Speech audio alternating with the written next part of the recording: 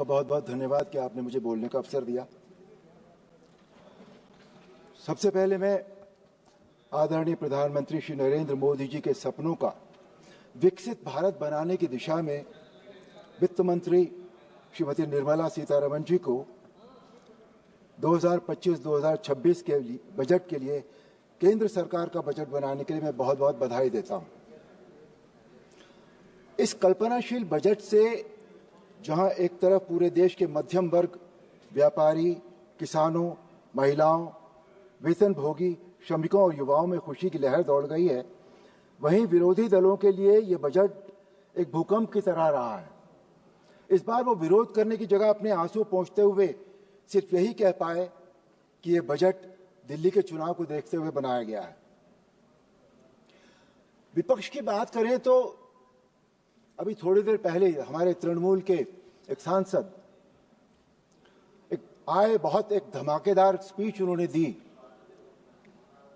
Full of dramatics. उन्होंने रामायण की बात की कि ये बजट जो है वो एक सोने के हिरण जैसा है। रामायण से मेरा बहुत ज्यादा गहरा ताल्लुक रहा है, इसलिए कह पा रहा हूं कि ये बजट सोने का हिरण नहीं है। ये बजट वो तीर है जो उस सोने के हिरण को मारेगा जिसे हम अपने देश की समस्याएं कह सकते हैं या हम अपने देश की परेशानियां कह सकते हैं। ये उसे मारेगा। उन्होंने एक फिल्म की बात की, 3 इडियट्स की। मुझे नहीं समझ में आया वो क्या कहना चाह रहे थे उस समय, पर बहुत ही ज्यादा उनकी स्पीच फुल ऑफ ड्रामेटिक्स थी। मैं उनसे इतना कहना चाहता हूं कि ये जगह ड्रामेटिक्स के लिए नहीं है, ये सीरियस बिजनेस है। हम देश के विकास की बात करते हैं या देश की समस्याओं की बात करते हैं। So I think we must stick to that only. इस बजट में मध्यम वर्ग, जो हमारे देश का सबसे बड़ा वर्ग होता है, उसके लिए टैक्स में छूट की सीमा 7 लाख से बढ़कर 12 लाख करने की बात तो देश की जनता ने कभी नहीं सोची थी। शायद हम में से किसी ने भी नहीं सोची थी ये बात। इस छूट से जनता के हाथ में जो अतिरिक्त पैसा आएगा, जो देश के व्यापार व उद्योग की तरक्की की रफ्तार बढ़ाएगा। हमारे एक साथी ने बताया था अभी कि आंकड़े कभी झूठ नहीं बोलते। यस, आंकड़े कभी झूठ नहीं बोलते। विपक्ष के जितने भी सदस्यों ने अपनी बात सामने रखी, उन्होंने आंकड़ों की बात नहीं की बिल्कुल भी, जबकि बजट सिर्फ आंकड़ों पर बेस होता है। I stick to that only now. किसानों की बात करें तो किसानों के लिए किसान क्रेडिट कार्ड में लोन की सीमा 3 लाख से 5,000 करना बहुत बड़ा कदम है। इससे देश में खेती की रफ्तार बढ़ेगी, किसान खेती में और अधिक धन का निवेश कर सकेंगे। खेती को एक भारी भरकम 1.37 लाख करोड़ रुपए का बजट दिया गया। देश में अन्न संकट नहीं है, लेकिन दलहन के मामले में हाथ थोड़ा तंग है। ऐसे में अरहर, उड़द और मसूर की खेती पर विशेष ध्यान देने के लिए 1,000 करोड़ रुपए से 6 वर्षीय दलहन में आत्मनिर्भरता मिशन की शुरुआत एक सराहनीय कदम है। ग्रामीण विकास के लिए ग्रामीण विकास मंत्रालय को भी केंद्रीय बजट में 1.88 लाख करोड़ रुपए आवंटित किए गए। प्रमुख ग्रामीण रोजगार योजना मनरेगा के लिए 86,000 करोड़ रुपए आवंटित किए गए।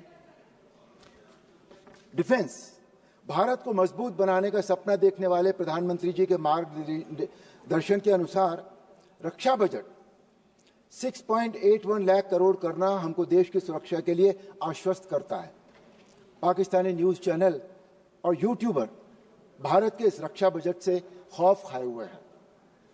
देश में उच्च शिक्षा के क्षेत्र में भारी विकास हुआ। पिछले 10 साल में एमबीबीएस की सीट 50,000 से अधिक बढ़ाई गई तथा आदरणीय प्रधानमंत्री जी के नेतृत्व में सरकार का अगले 5 वर्षों में 75,000 मेडिकल सीट बढ़ाने का और इरादा है। सरकार ने पिछले 10 साल में आईआईटी में भी 70,000 नई सीटें जोड़ी हैं तथा आईआईटी में 6500 नई सीट बढ़ाने की घोषणा उच्च भारत को टेक्निकल फील्ड में एक बहुत बड़ा जंप देगी। आदरणीय प्रधानमंत्री द्वारा शिक्षा क्षेत्र को प्रोत्साहन देने की नीति के अनुरूप मेरा अनुरोध है कि मेरठ के चौधरी चरण सिंह विश्वविद्यालय को केंद्रीय विश्वविद्यालय का दर्जा दिया जाए जिससे पश्चिम उत्तर प्रदेश में उच्च शिक्षा के क्षेत्र में एक सेंटर ऑफ एक्सीलेंस बन सके। छात्रों के लिए सरकारी स्कूलों में 50,000 अटल टिंकरिंग लैब से इनोवेशन को प्रोत्साहन मिलेगा। दक्षता निर्माण के लिए 5 national centre for efficiency excellence बनाया जाना भी अत्यंत सराहनीय कदम है।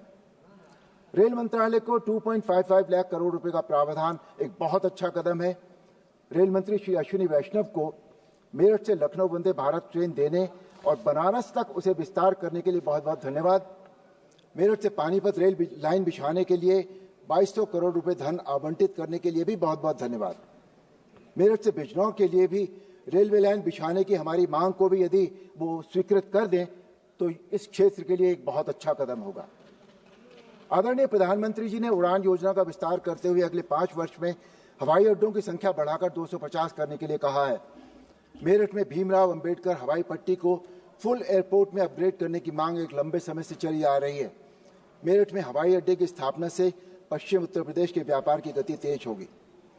देश की आधी आबादी अर्थात महिलाओं के उत्थान के लिए सरकार ने पूरा ध्यान दिया है। 5 लाख महिलाओं और अनुसूचित जाति जनजाति श्रेणी के उद्यमियों को 5 साल की अवधि के लिए टर्म लोन मिलेगा। इसके अंतर्गत उद्यमी को 2 करोड़ रुपए तक का क्रमिक लोन दिया जाएगा। पहली बार कारोबार की दुनिया में कदम रखने वाली महिलाओं को अगले 5 सालों में सहायता देना एक बहुत अच्छा कदम है। ये बजट वास्तव में भारत को आर्थिक महाशक्ति बनाने की दिशा में एक निर्णायक कदम है। इस बजट में स्ट्रक्चरल इंप्रूवमेंट, स्ट्रैटेजिक इन्वेस्टमेंट तथा इकोनॉमिक डेवलपमेंट की समावेशी नीतियों पर जोर दिया गया। कृषि, एमएसएमई, निवेश और निर्यात पर ध्यान केंद्रित करके अर्थव्यवस्था को मजबूत बनाने का इरादा है। प्रस्तावित दूसरी परिसंपत्ति मुद्रीकरण योजना नई परियोजनाओं के लिए 10 लाख करोड़ रुपए के मूल्य को अनलॉक करेगी, जिससे बुनियादी ढांचे के विकास को गति मिलेगी। स्टार्टअप के लिए फंड ऑफ फंड्स का विस्तार, खिलौना क्षेत्र के लिए फोकस उत्पाद योजना छोटे व्यवसाय को बढ़ावा देने के लिए सरकार की प्रतिबद्धता को दर्शाती है। सूक्ष्म उद्योगों के लिए क्रेडिट कार्ड के विस्तार और स्टैंड अप इंडिया योजना के तहत सावधि ऋण में बढ़ोतरी से एंटरप्रेन्योरशिप तथा रोजगार निर्माण को और भी बढ़ावा मिलेगा। मैं वर्ष 2047 तक भारत को विकसित संपन्न देश बनाने की दिशा में माननीय वित्त मंत्री जी द्वारा प्रस्तुत बजट का समर्थन करता हूं। उनको बहुत बहुत अभिनंदन। माननीय प्रधानमंत्री श्री नरेंद्र मोदी जी को बहुत बहुत अभिनंदन और बहुत बहुत बधाई। जय श्री राम। माननीय सदस्य श्री बेनी बहनवान जी। Thank you, Chairperson, and I'm thankful to the Honourable Finance Minister to be here. Sir, budget is a collective imagination of the nation. It is not just a compilation of facts and figures and a set of numbers. It is a shared dream that the country views together. It is one vision that the country should capitalize and share of the future of the communities. It is a collective aspiration of the nation, sir. It shall be a vision statement enriched by the input and ideas of the members. We as a nation shall imagine our future paths, allocate care and attention to all segments of the society, and chart our own path to progress. It shall not be a political rhetoric or a plan of an electoral game. We as a nation shall put our soul into the emerge as a stronger nation and to address the popular concerns. Political favoritism and biases shall not be defeat the dreams of the great nation.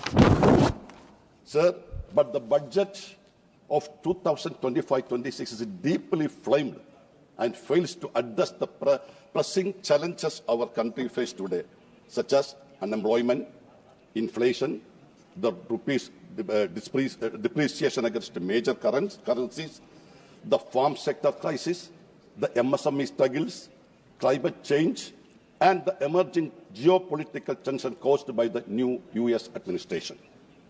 In what appears to be unprecedented move, the ruling party has openly framed the budget to benefit only a small segment of society. This is nothing short of bribery, using public funds to secure votes in upcoming election. We can conclude that this budget is for Bihar and Delhi. Sir, The government claimed that the agriculture sector is the growth engine of the economy. The budget fails to offer the meaningful support to better making the agriculture produce, which would be